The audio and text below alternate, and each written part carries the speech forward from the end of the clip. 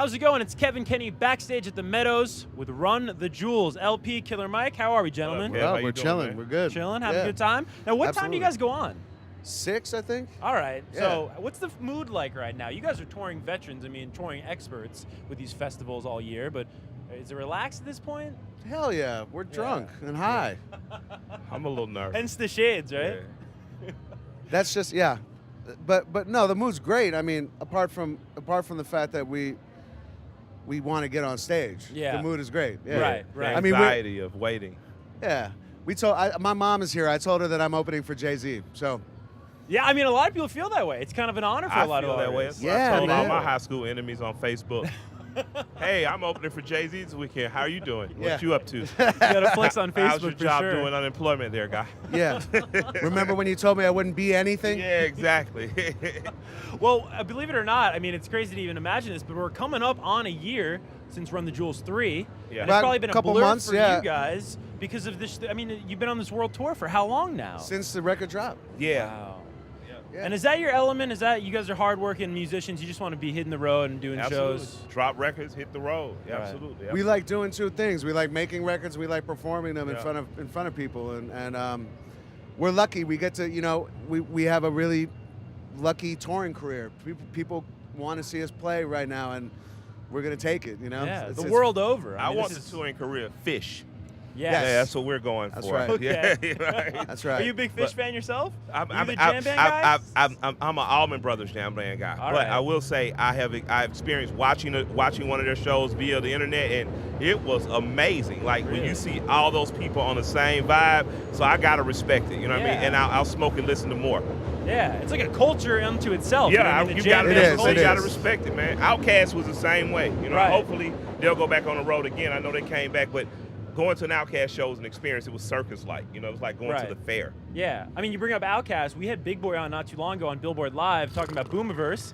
You know all about Boomiverse. You're on there, what, 2 or 3 times, I'm I on think? 3 joints with him. What's the history like with you and Big Boy? Because he actually spoke a lot about you when we talked to him on Billboard Live. Yeah, he jumped on Banana Clipper for us. He was like one Yeah. of the first big stars to like bless us. He was kind of the first. Yeah, exactly. When we did the first record, he was like, absolutely. he was the first dude to kind of be like, yes, I'll do this with you. So obviously that was through his relationship Yeah. with Mike. But he thought we were dope, and the record was dope. It was almost like a christening. Like we when we formed Run the Jewels, it was an ode to the group, and we became a real group.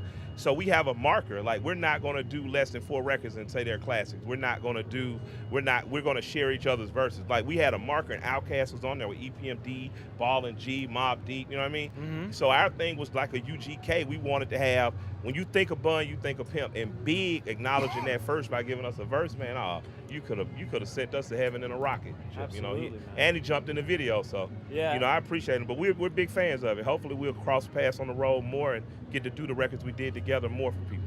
Definitely. And he's become a big brother, like to the Word. group. You know what I mean? Like Yeah, he's that's always right. been supportive, and Dre too is supportive of us. And you know, it's an honor to even be in the presence of. Unlike Mike, I haven't been around them as much. You know, so to get to know them through Run the Jewels and to be around them has been a real honor, and just to see that those guys really compose themselves with like honor and respectability, and they treat people well, and it's the way that we want to be and the way that we see the world, you know, and so we just have nothing but appreciation for them. Yeah. True.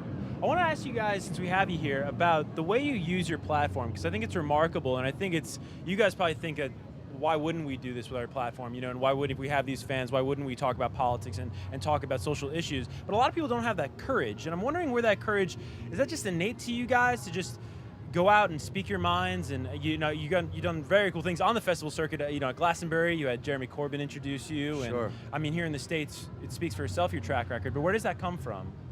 Well, I mean, I think it's one of the things that we connected on when we became friends.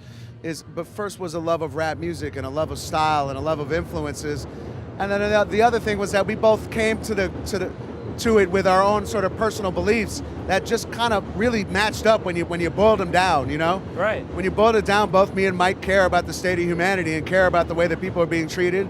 And because the way that we approach our art is that it's really supposed to be a reflection of the full picture of who we are as people, including all the stupid jokes that we think of when we get high, and also if we, the things that come from our heart. And I feel very lucky, despite the fact that we come from different perspectives and different places, that lines up, that our hearts line up as well. Because if it didn't, I don't know if Run the Jewels would be the thing that we poured all of our musical input into. We have to get that shit out. We have to say things that mean something to us just as much as I have to make a stupid dick joke.